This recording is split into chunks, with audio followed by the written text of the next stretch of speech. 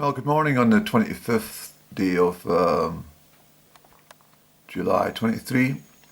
This is a BBC headline from yesterday on the website.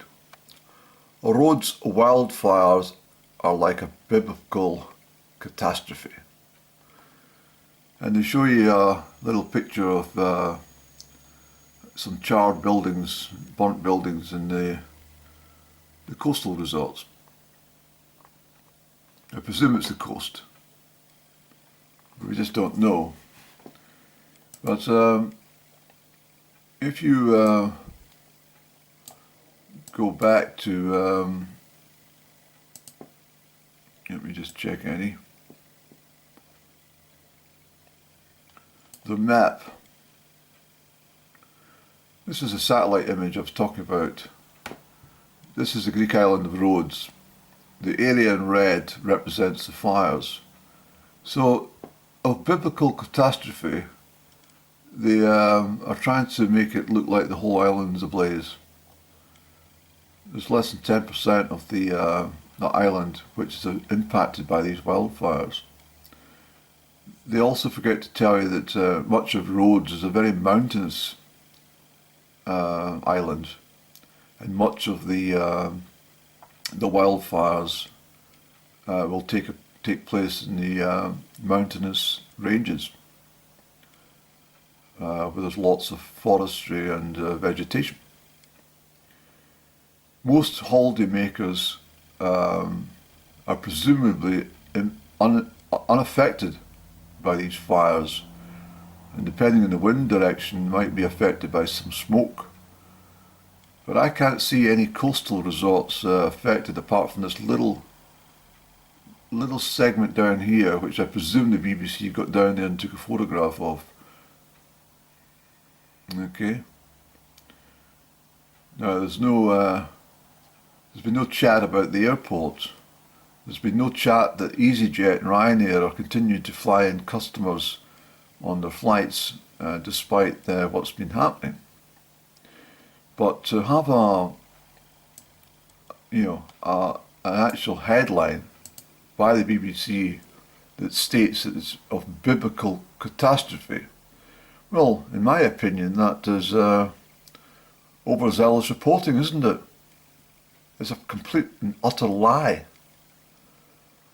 Now, thank God, people like Neil Oliver on his channel, via GB News, and even Jacob-Ress Mogg, Sir Jacob-Ress Mogg, has started to question everything as well about climate change, or so-called climate change, and why it's ruining the British economy, and why we've been forced into so many changes when the rest of the world are not even given a toss about it.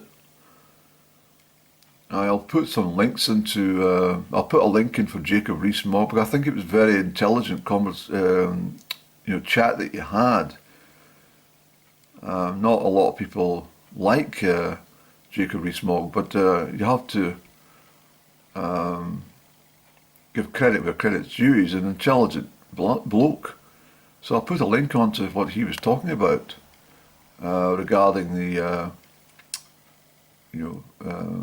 controls on motor vehicles in the City of London, as they've introduced recently in Glasgow, where thousands and thousands upon innocent drivers have been hit with fines for driving with vehicles which apparently are emitting harmful exhaust fumes, where they've perhaps just bought them from the showroom and still getting a ticket. But the point I'm talking about today is the BBC and the national media, who are hell-bent on selling this stuff that we're all being burned alive currently. Neil Oliver talks about the very fact that just what I mentioned just a couple of weeks ago or 10 days ago, and he is, and so is Jacob-Ress Mogg, incidentally, that why are we looking at weather maps across Europe which are turning red and purple and dark deep red, like was it Jacob-Ress Mogg said, like lava flow, and also in Scotland it's turned a yellowy colour despite colder than average temperatures here in July, and also pissing the rain most of the days. It's just not on. The BBC never answered any of my key points in my complaint. Well, 3 complaints I put to them, and they never answered anything about it. They just suggested that they were covering news stories which were, editorial decision was of more importance than what was happening in the Scottish mountains, for example, snow-wise, in early July, and this week as well. But all this carry on about Rhodes, I mean, what you need to know, and if you don't believe me, do some online searches. Most of the Greek islands, including Rhodes, in fact most of the islands in the Aegean Sea, and they always have wildfires in high summer. Just as much as the leaves fall off the trees in Scotland in autumn. Well, it's part of nature's thing in this part of the world. And as I said already, it's in order for the vegetation to be burnt back to allow new growth coming through. It's part of nature's cycle. So why are they building holiday complexes on hotels on patches of land that they already know suffer from wildfires? Now they reckon that the recent wildfires was a result of arson. So that's not climate change, is it? So why are they giving you 2 separate reports? One that's climate change, and then another report telling you that some arsonists are busy in the Greek islands. Are these arsonists paid by the climate change activists to try and make sure that we are all witnessing the burning of Earth? If you do a Google search, it takes some time because they bury most of these stories. But if you take time like I did another day ago, and you search back, I mean, I'll put it up, there's a report there. I can't obviously take the whole thing and stick it on my YouTube channel for copyright, but there's a whole history of wildfires on Rhodes. August 21, for example, there was major fires that caused power failures. There was April 22. These wildfires go back in the whole history of the Isle of Rhodes and many other Aegean islands. It's nothing new, and yet the BBC and the national media have jumped on this story as if to say that, quick, we need to rush through more and more,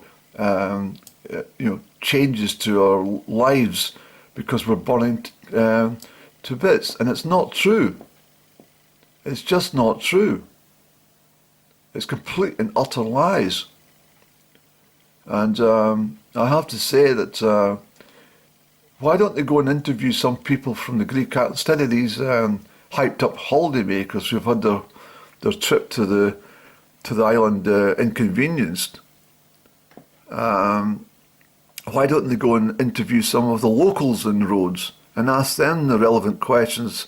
What do they think about the fires? They'll turn around and say, well, we live with them.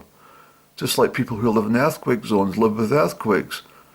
Or people that live at the foot of volcanoes live in a constant reminder that at any day that the volcano could erupt.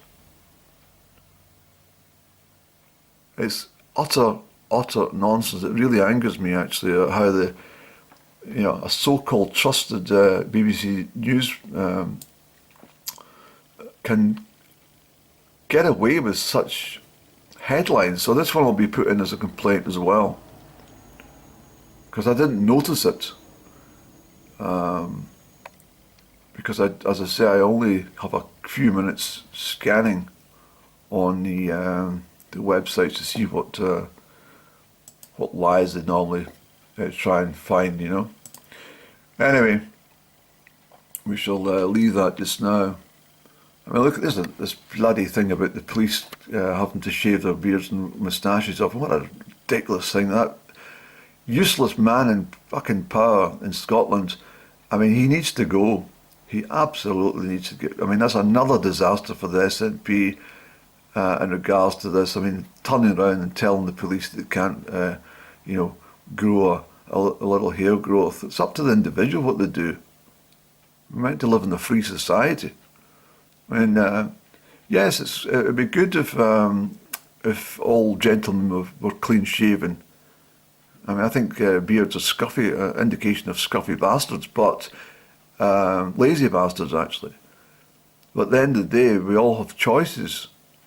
And if a police officer wants to grow a beard, then it's his right, or his right to do so. Just like it's the female officer's right to, you know, grow their hair long and put it in a ponytail. It's just become ridiculous, and that's another disaster and embarrassment for the SNP. All the costs involved in that one as well. It's time these people were out of power, and it's time people stopped listening to this shite about climate change, which is utter garbage. And if you do your own research, and you know, there's nothing new about hot temperatures in Europe. It's just incredible that some people latch onto this as if it's fact. It really makes me so angry.